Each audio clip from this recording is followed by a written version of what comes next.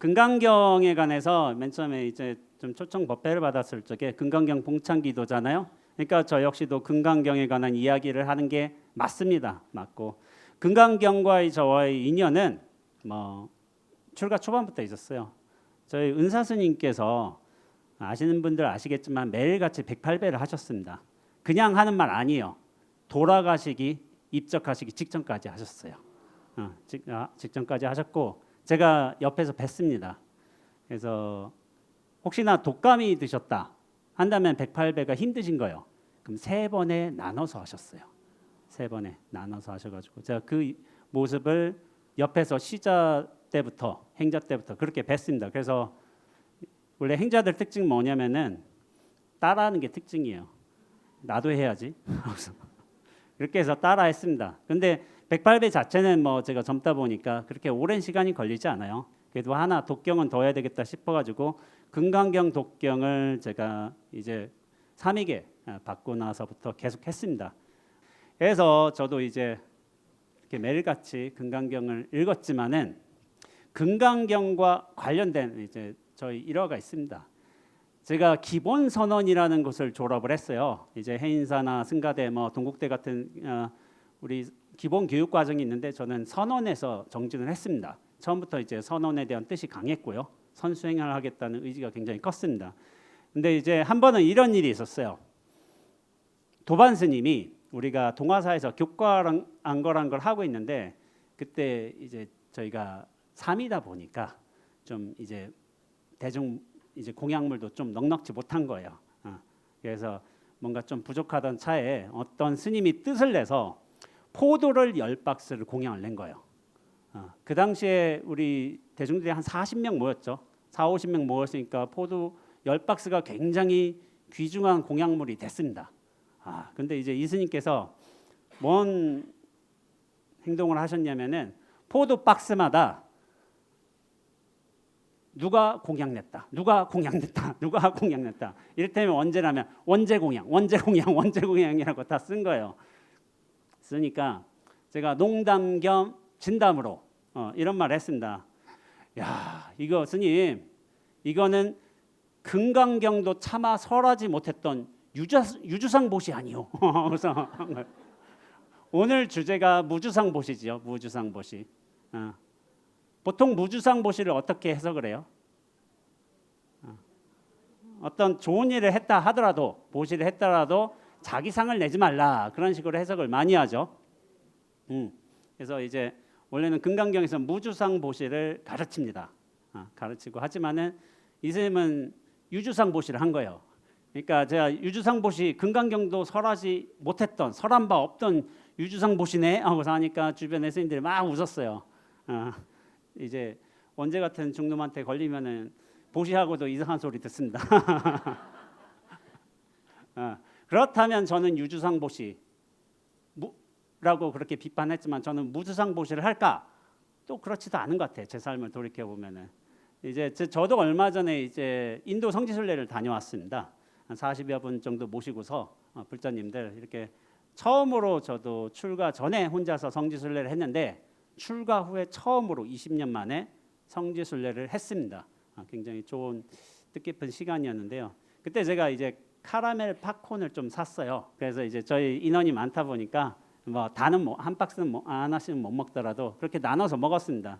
근데 이제 제 수준을 파악한 보살님들께서 카라멜 팝콘마다 원제 스님 보시, 원제 스님 보시, 원제 스님 보시 다 적어놓은 거예요. 그러니까 제가 그대로 당했어요. 인가가 이렇게 무섭습니다. 그거 적지 말라고 하면서 말리지도 않더라고요. 제가 그렇게 당했습니다. 그랬지만은 오늘 법문의 주제는 무주상보시라고 했지만은 무주상보시에 대한 얘기를 앞으로 마지막에 할 겁니다. 근데 보시 중에서 여러분들이 알고 있기에 가장 큰 보시를 무슨 보시라고 하죠? 법보시. 예.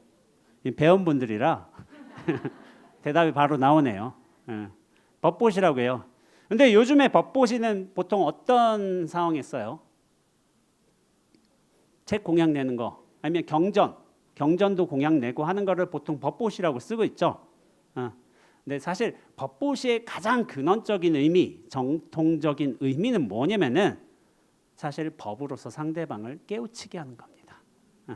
법으로 내가 법을 말해주면서 상대방이 깨우쳤다, 깨달았다. 그게 사실 진정한 의미의 원론적인 의미의 법보시긴 해요. 근데 이제 상대방을 깨우칠 정도의 굉장히 깨달음이 깊으신 분들은 되게 적겠죠. 보통 큰 스님들의 얘기잖아요. 법보시. 그렇게 법을 보시한다. 그럼 역사적으로 법보시를 제일 잘하신 분 누구일까요? 부처님이시죠. 부처님. 부처님이 정통적인 의미에서 원론적인 의미에서의 법보시의 최강자이셨습니다. 기록 보세요. 부처님이 영산회상에서 설법하실 당시에 뭐 3,000명이 있었다, 몇천 명이 있었다 이렇게 보통 천 단위로 가잖아요. 한마디 듣고 동시에 깨달아 버려요. 한마디 탁 하시는데 3,000여 명이 동시에 깨달았다. 대단한 법보시죠. 모두가 뭐 약간 상징적인 의미도 있겠지만은 아란이 된 거예요. 깨달은 사람이. 그만큼 큰 법보시를 하신 분이 없으시죠. 이런 내용에 관해서 통도사에 제가 존경하는 어르신이 한 분 계세요. 만나뵌 적은 없어요. 제가 태어나기 전에 돌아가셨을 거예요. 경봉스님이라고. 여러분들은 아마 아실 거예요. 경봉스님의 위대한 법문 하나를 제가 잠깐 소개해 드립니다. 불국정토가 이 몸에 있다. 불국정토가 이 몸에 있다. 이 말씀을 하셨어요. 내용 한번 읽어보겠습니다. 누구라 할 것 없이 모든 인간은 지극히 행복한 극락세계를 희구하는데 경전에서는 우리가 살고 있는 사바세계로부터 10만 8천 국토를 지나여 극락세계가 있다고 하였다. 그러나 극락세계는 멀리서 구할 것이 아니다. 우리의 몸이 곧 극락세계인 것이다. 라고 말씀하세요. 우리 몸이 극락세계래. 뭐냐면은 우리 몸에 구품연화대가 이미 갖춰져 있대요. 구품연화대가 뭔지 아세요? 우리가 아미타 세계를 몇 번 왕래하면서 자기 근기 공부 수준에 따라서 구품 상중하로 나뉜데 뭐 상상품, 중하품 이렇게 구품이 나뉘어져 있어. 근데 우리 몸에 구품연화대가 이미 갖춰져 있대요. 그러면서 당신이 하신 말씀이 눈이 둘이요, 귀가 둘이요, 콧구멍이 둘이요, 입이 하나요. 대소변을 보는 곳이 모두 합하면 9이 된다. 9개 연화대가 우리 몸에 이미 갖춰져 있다고 하시면서 눈하고 귀는 상품에 들어간대요. 왜냐하면 눈은 맑고 밝아서 이 세상에 어떤 물건이라도 들어가기라도 한다면 병이 나버린대. 조그만 티끌이라도 먼지라도 들어가면 좀 힘들죠. 어떤 물건도 용납할 수가 없으니 상품이다. 또 귀는 아무것도 없어서 깨끗함으로 상품에 들어간다라고 이렇게 하신 거예요. 그리고 코와 입은 더러운 코와 가래가 나오니 중품에 들어가고 밑구멍에서는 냄새나는 똥오줌이 나오니 하품에 속한다라고 한 거예요. 근데 이 구품연화에서 구품에 대한 종래에 없던 해석인 거예요. 이거 우리가 알던 구품은 그게 아니잖아. 공덕을 지어가지고 연보를 열심히 해가지고 내가 이제 하하품에 있다면 나중에 하상품으로 옮기고 이렇게 좀 바뀌어야 되는데 이게 사람의 근기나 수행 수준 따라서 왕래할 수 있는 아미타 세계의 어떤 수준인 건데 근데 이 어르신께서는 그렇게 말씀하시지 않는 거예요. 이게 선사에 걸림없는 해석입니다. 선사는 이렇게 해도 돼. 물론 우리가 알고 있는 관념은 그게 아니지만은 당신 몸으로서 깨달음의 세계에 들어가고 보니까 이런 비유도 자유자재로 할 수 있는 거예요. 저는 그렇게 어르신의 법문을 굉장히 좀 감탄하면서 받아들이고 있습니다. 그래서 이처럼 구품연화대에서는 언제나 아미타불이 설법을 하고 계시지만 찾는 사람도 없고 아는 사람도 없다. 이 몸에서 구품연화대가 이미 갖춰져 있는데 찾지도 않고 아는 사람도 없대. 왜냐하면 구품연화대는 내가 열심히 연구를 하면서 공덕을 지어가지고 딴 데 가서 구해야 된다고 생각하고 있으니까 이미 몸에 갖춰지고 있는데 그걸 모른다는 거예요. 그러면서 당신이 이런 말씀하세요. 이처럼 극락세계도 사람의 몸에 있고 생사와 열반에 관계없는 부처님도 이 몸에 있으니 꼭 찾아야 한다. 그러나 찾는다는 것도 우스말이다. 본래 가고 옴이 없고 상주 불멸인데 무엇을 찾겠는가? 찾는다는 것도 우습대요. 왜냐하면 우리는 이미 이 몸을 쓰고 있어요. 언제 이 사람 봐요? 이 사람. 저 이 사람이라고 잔혹 표현하는데 이 사람 말도 해. 펜도 잘 들어. 손도 좌에서 우로 왔다 갔다 하고 있고 이 사람이 책상도 치고 있어. 이 사람이 일하고 있다니까. 근데 이 사람이 몸을 이렇게 쓰고 있어요. 근데 그걸 모르고 있다는 거예요. 잘 쓰고 있는데. 그러면서 밝은 눈이 열리면 화련이 나타나게 되는 것이다. 내 밝은 눈을 어떻게 얻는가? 밝은 눈을 얻는 방법이 중요하잖아요. 밝은 눈이란 건 따로 없습니다. 그럼 어떻게 얻는가? 착각 하나 걷어낼 뿐이에요. 이 착각, 이 원재라는 사람이 실제로 있어. 이 사람은 나이가 48이 됐고 비구고 뭐 해인사에 살고 있고 나는 이런 사람이야. 요 착각 하나 벗어내면은 어떤 밝은 눈을 얻게 되느냐? 예, 눈앞을 얻습니다. 이 규정할 수 없는, 잃어버릴 수 없는, 애초부터 잃은 바도 없고 얻을 수도 없고 알 수도 없고 모를 수도 없고 떠날 수도 없고 분리할 수도 없고 전체를 얻어요. 이 전체를 얻는 것이 천하를 얻는 겁니다. 온 세상이 아무런 상을 내지 않고 그대로 보고 듣고 느낌으로 생각함으로 다 보시를 해주고 있어. 야, 이거 보라고. 이 펜대 보라고. 펜대 소리 들으라고. 아무런 의도나 목적이 없어요. 그렇게 보시를 해주고 있는데도 불구하고 우리는 내가 보시를 했으니 안 했으니 이 보시가 크니 작으니 저건 보시니 보시가 아니니 이런 생각에 갇혀 사는 경우가 많습니다. 나만 보시하는 게 아니에요. 온 세상이 같이 보시를 해주고 있어요. 그런데 우리는 무주상 보시를 이렇게 생각해야 돼. 본래 있는 그대로의 자리로 돌아가서 자연스럽게 펼쳐지는 그 모든 경계 대상 존재, 그 모두가 보시입니다. 그래서 이 세상 전체가 보시로 드러나는 거예요. 그게 진정한 의미의 무주상 보시고 또한 깨달음입니다. 깨달음이고 그런 깨달음으로 들어가는 데 있어서 무주상 보시를 행함에 있어서 정해진 바가 없음을 애초부터 없음을 알려주기 위해서 그 하나도 얻을 바가 없음을 일러주기 위해서 가장 우리에게 널리 크게 알려진 경전이 바로 금강경이에요. 여러 법문들이 오가고 예시들이 오갔지만은 금강경을 벗어나지 않습니다. 왜냐하면 금강경이 그 모든 진리들을 이미 설해졌어요. 그런데 이 이미 설해진 진리라 하더라도 결국에는 내가 마음이 열린 만큼 내가 보이는 만큼 받아들인 게 진리예요. 진리. 귀가습은 득자량. 자기 그릇만큼 마음만큼 보이는 게 진리인가요? 진리. 근데 여러분은 그 진리의 최상승에 있는 우리 조계종 소위경전에 있는 최고의 경전을 공부하고 계십니다. 이거는 굉장히 희유하고 좋은 일이에요. 좋은 일. 금강경 오늘 독경하시겠지만은 열심히 하세요. 열심히 하시되 한번 이런 질문도 해보세요. 이 소리 누가 내는가? 이 소리 누가 듣는가?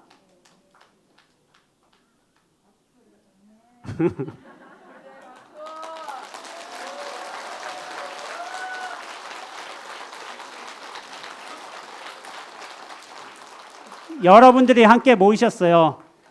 기도는 혼자 하는 것보다 수많은 사람들이 모여서 하는 게 훨씬 좋습니다.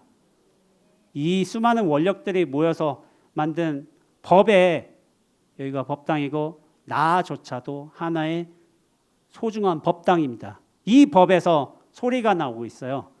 여시함은 일십을 제4위급 급고도권 여대비구중 1250인 구이시세존 식시 차기지발 하면서도 이 소리가 어디서 나오지? 하면서도 2년이 된다면은 내가 텅 비어지면서 눈앞으로서 소리가 자유롭게 오가는 이 법당의 모습을 발견할 수도 있는 겁니다. 이 소중한 기도의 자리입니다. 아시고서 내 몸도 법당이다. 내 몸도 이 몸도 법을 드러내고 있다. 이런 거 명시하시면서 오늘 기도 배양도 잘 하셨으면 좋겠습니다.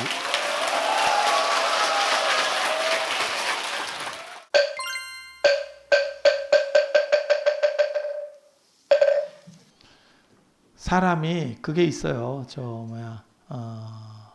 추사 김정희가 제주도로 유배 갔을 때, 추사 김정희가 젊었을 때 엄청 잘 나가고 천재였었어요. 저는 개인적으로 추사를 안타깝게 생각하는 사람입니다. 그 사람이 승승장구했다면, 한국사에서 추사하고 다산이 경세학자로 경세가가 될 수 있었다면 율곡 같은 사람이 됐을 거라고 생각합니다.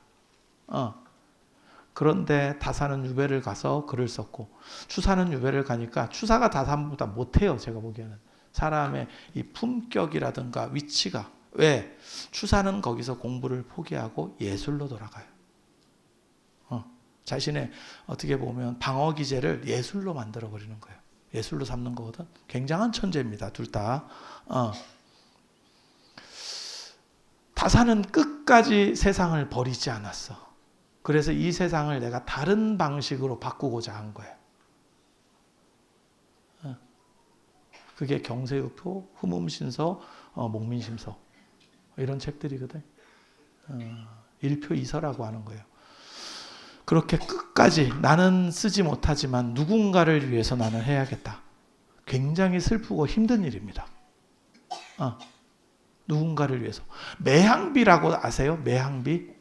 매향비는 뭐냐면 향을 묻는다라고 하는 거예요. 향나무를 바다에 묻어. 뻘에다가.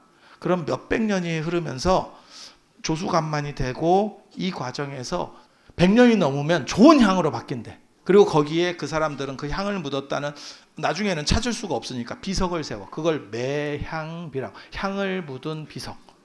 그거는 내가 쓰기 위한 게 아니고 내 후손이 쓰기 위해서 나는 개고생을 하는 거예요. 그 정신으로. 다산이 글을 쓸 때는 그 정신이 있었다. 그건 그리고 굉장히 숭고한 정신이라고 생각합니다. 그런데 추사는 그 정도의 숭고함에 이르지 못한 거예요. 그러니까 예술적으로 돌아가지고 글 쓰고 이런 쪽으로다가 바뀌어버리는 거예요. 사람이. 그러니까 아유 진절이 난다. 이러면서 그냥 글이나 쓰고 있는 거지. 뭔 뜻인지 아시겠죠? 만정 다 떨어진 거지. 야, 너희들하고는 같이 못하겠다. 이 생각이 든 거지.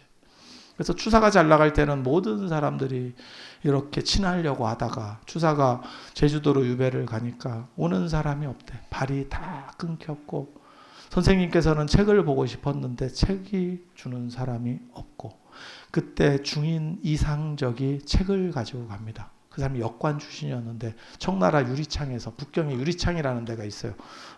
우리식으로 말하면 인사동 같은데 지금도 있어. 그 유리창이라는 데가. 거기서 책을 구해서 추사에게 갖다 줘요. 그러니까 추사가 세한도를 그려주면서 세한고절 얘기를 하거든. 날이 추워진 뒤에 소나무, 잣나무가 푸르는 것을 알겠다. 날이 춥고 겨울이 돼야 진짜 신심 있는 사람을 알게 되는 거예요. 그게 바로 여러분들입니다. 그리고 그러한 신심과 열정이 있다면 부처님이 영험함이 없는 것이 아니면 반드시 가피는 있을 것이다 라는 생각.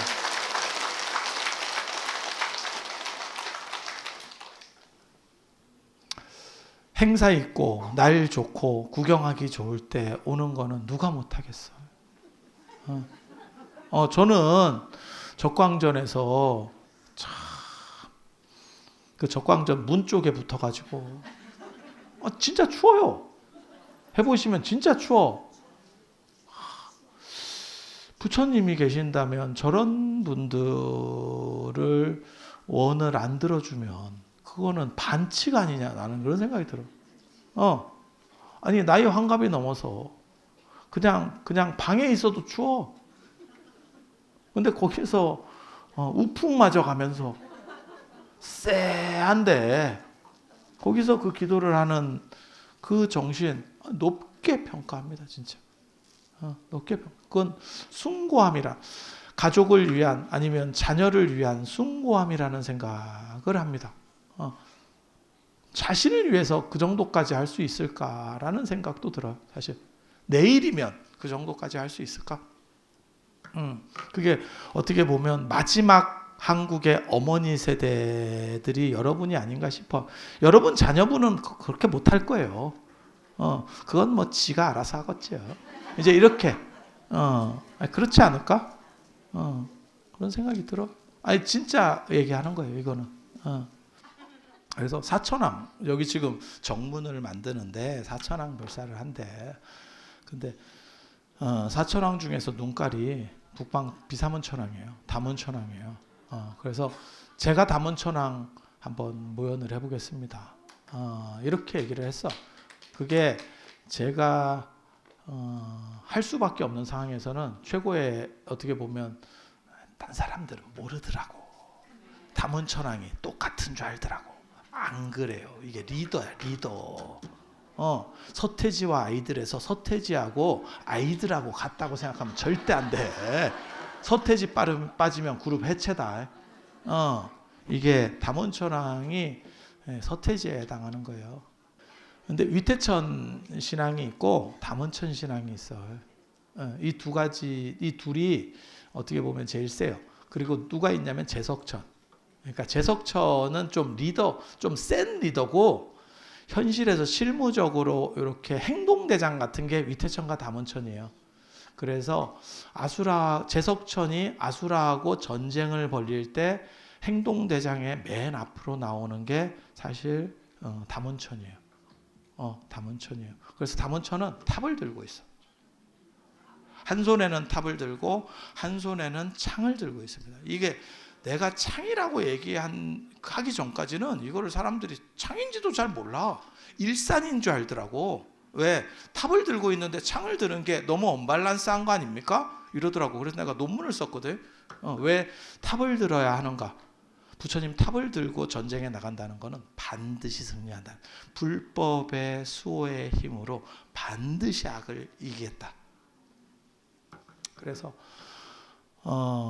불조 통기에 보면 뭐가 나오냐면 서북 쪽에서 그러니까 실크로드 국가예요. 거기서 반란이 일어나요. 강거국 반란이 일어나는데 그 스님이 반란이 일어났다는 얘기를 황제가 딱 들으니까 옆에 있는 스님이 향로를 딱 들어요. 향로를 들고 서북 쪽을 향해서 쫙 기도를 한다는 대목이 나옵니다. 왜 늘상 향로를 든다고 나오냐면 옛날에는 선향이 아니에요. 가루향으로 이렇게 뿌리는 거기 때문에 술법을 쓸 때는 언제나 향로를 든다고 나와. 뭐 해통학룡조에도 그렇게 나오고 다 그렇게 나와. 지금은 향을 들으면 돼.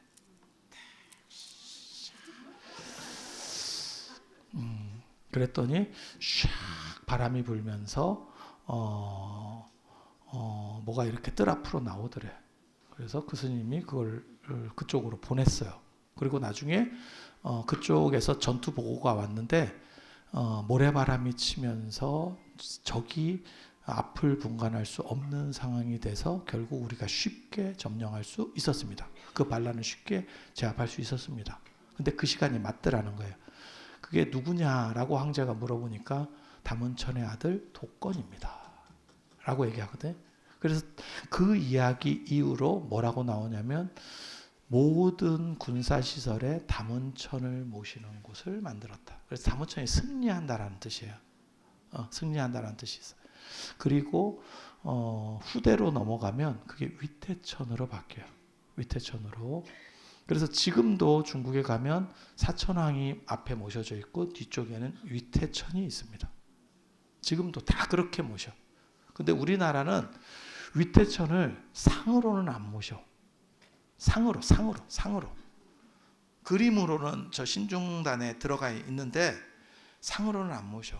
그래서 내가 위태천 신앙이 참 좋은 건데 어떻게 보면 사람이 살면서 부처님이나 보살님도 좋지만 당장 아쉬운 거는 제가 늘상 하는 얘기 있어요.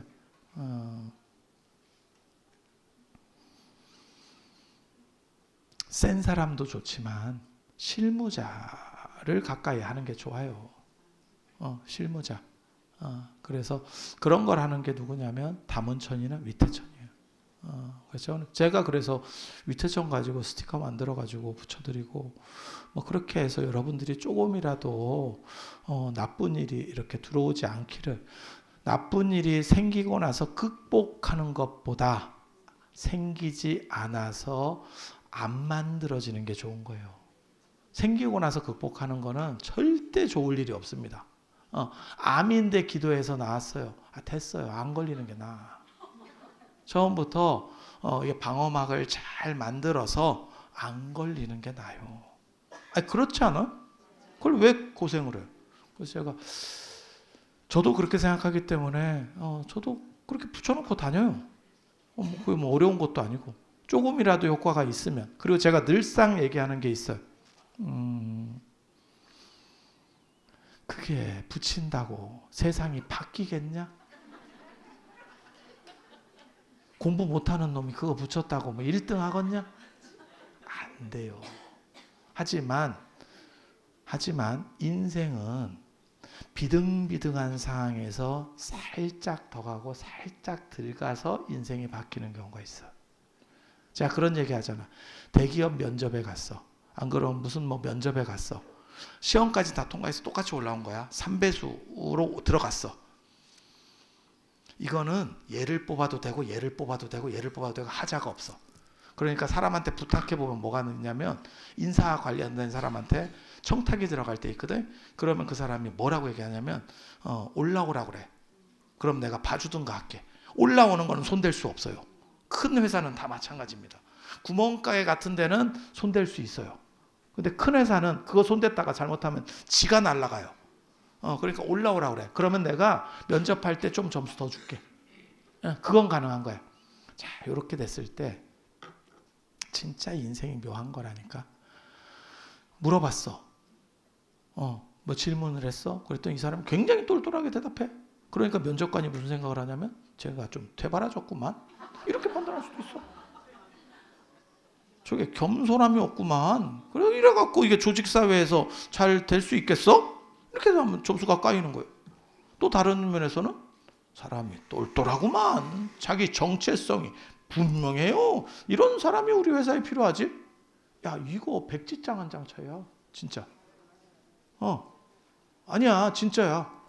좀 어눌하게 대답했어. 사람이 겸손하구만. 그런 데서 작동한다니까.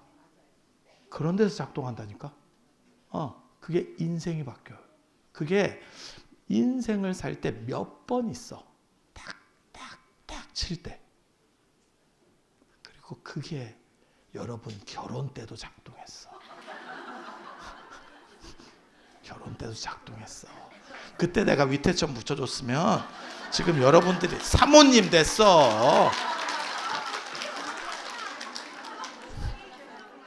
그래서 입춘에 붙이는 거예요. 입춘은 2월 4일 새벽 5시인가 이러는데 5시에 힘들어서 못 붙이니까 그거보다 우리나라는 땡겨 붙이는 건데 그러니까 그냥 전날 붙이든가 뭐 그렇게 하셔요.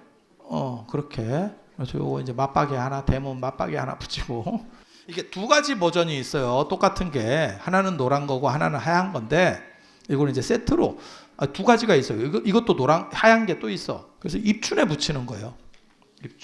입춘은 하나라 때 설날이었었어요. 옛날 고대 왕조인 하나라 때 설날. 그래서 이 입춘에 크게 기람이 오고 그 다음에 양기가 굳건해져서 경사스러운 일만 진진해라 많아져라 라고 하는 이런 걸 입춘첩이라고 합니다. 입춘에 붙이는 첩. 그리고 이게 여기에 이제 원성취진원.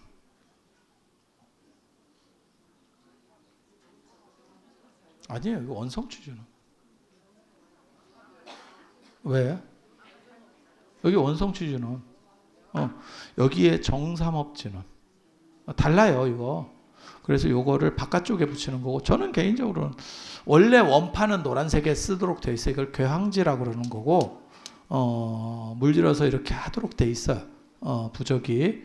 그리고 부적을 손으로 쓰는 거 아닙니까? 이렇게 생각하는데 찍는 겁니다. 근데 판으로 만들어서 찍는 거예요. 원래.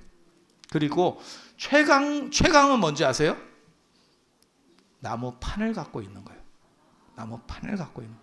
그래서 제가 어렸을 때 고등학교 때 그런 거 조각하고 있었어요. 그리고 그 나무는 뭐가 좋으냐? 벼락 맞은 대추나무. 그 다음에 오래된 은행나무. 은행나무도 벼락 맞아야 돼요. 벼락이 맞아야 거기에 번개의 기운이 들어가는 거예요. 딱 그렇게. 그래서 모든 삿된 거를 다 물리쳐. 그 제가 전에 그런 거 했었는데 요게 이제 귀신 쫓는 최고 아이템 중에 하나거든요. 최고 아이템 중에 하나. 모든 삿된 거를 물리치는 운철이라고 철운석. 운석인데 쇠가 돼 있어. 쫙 떨어지는 거야. 그게 벼락하고 비교가 될 것 같아. 그래서 요거를 이런 야리한 사람들 중에서는 최강 아이템으로 쳐줍니다. 근데 귀신은 안 붙는데 핸드폰이 너무 무거워. 쇠덩이를 달고 다니니까 귀신이 어깨에 하나 누르고 있는 것 같아. 그 단점이 좀 있습니다. 그래서 원성취진원 옴 아로르께 사바 이렇게 쓰여 있고 이거 바깥쪽에 붙이는 거예요. 저는 개인적으로는 흰색을 바깥쪽에 붙였으면 하는 생각을 합니다. 왜냐면 이게 노란색 붙이면 자꾸 이 택배 직원이 전보냐고 물어본다고. 여기 전보나요? 뭐 이렇게 물어본대. 그리고 이게 정삼업진원 옴 사바바바 수다살바 달마 사바바바 수도함 이렇게 하는 건데 뭐 몰라셔도 돼요. 진원은 어차피 여기 써 있는 거니까 요게 알아서 작동할 거예요. 여기 알아서 마치 표지판처럼 여러분 그 도로 표지판처럼 요거는 안쪽에다가 이렇게 붙이는 겁니다. 문이 있으면 얘는 바깥쪽, 얘는 안쪽. 이해되시죠? 그리고 얘는 안쪽에 붙이기 좀 쪽팔리면 이렇게 접어서 지갑에 넣어 갖고 다녀. 그리고 이거 되게 재밌는데 요 안에 써 있는 거 되게 재밌는데 팔방제례라고 여기 써 있는 거거든요. 8방, 8방 동서남북 그다음에 간방 동남방 뭐 이런 거 있잖아요. 서북방 뭐 이렇게 간방, 팔방에서 돈이 쏟아져 들어온다라고 하는 뜻이에요. 중국 사람들이 이런 거 갖고 이렇게 장난으로 글자를 잘 만들어. 초재진보 뭐 이런 것도 그렇게 만들어지는 글자거든요. 그래서 딱 겹쳐서 읽어보면 요게 팔자, 요게 방자, 요게 제자, 요게 레자 이렇게. 요거 내가 해묵스님한테 가르쳐줬어. 아니야 오 할 일 아니야. 제가 중국에서 옛날에 이렇게 내가 돌리고 이런 거 되게 좋아하거든. 근데 팔방제례라고 써 있더라고. 그래서 그걸 사가지고 이렇게 계속 돌렸어요. 돌리면 돈이 이렇게 촉촉촉 땡겨온다. 뭐 이런 느낌이야. 그래서 막 이렇게 돌리는데 그런 쓸데없는 거 제가 또 좋아하죠. 그리고 그런 게 진짜 돼요? 이런 거 필요 없어. 되면 좋고 안 되면 말고 뭐 크게 힘든 것도 아닌데 뭐 그거 뭐 한 30원인가 40원 주고 샀는데 그때 그러니까 우리 돈으로 한 5,000원 뭐 이 정도 줬어요. 돌리는 거예요. 그래서 뺑그리 이렇게 돌려. 자, 돌리면 또 재밌거든. 이런 거 내가 또 많이 있습니다.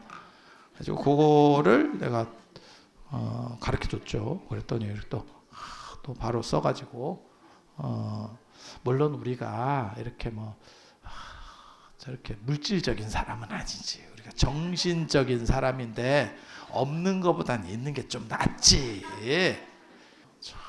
그래서 이렇게 정삼업진언이라 원성취진언은 소원을 이루어준다라고 하는 거고 소원성취진언 그 다음에 정삼업진언이라고 하는 거는 신구의 삼업을 맑혀주는 진언. 그래서 사람이 하다 보면 몸으로 나쁜 일 할 일은 뭐 그렇게까지 많지는 않고 뜻으로는 나쁜 일도 하겠지, 그지? 근데 그거는 뭐 현행되지 않았는데 드러나지 않았는데 뭐 큰 문제는 없어. 근데 이제 입으로 하다 보면 저도 제가 자비 스님인데 재미있게 하려고 하는데 상대가 상처받는 경우들도 있더라고. 그래서 그런 거 이제 삼업진언, 정삼업진언이 그런 거를 다 안 하고 살면 좋을 것 같아요. 진짜 재미없다. 진짜 재미없어. 인공지능이랑 사는 거랑 똑같아. 진짜 재미없어. 그러니까 재미있게 살되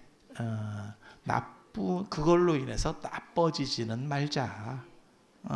라고 해서 이렇게 그래서 나쁜 일도 사그라들고 삼업으로 짓는 나쁜 일이 사라지고 돈 막 이런 신경은 안 쓰지만 있으면 좋고.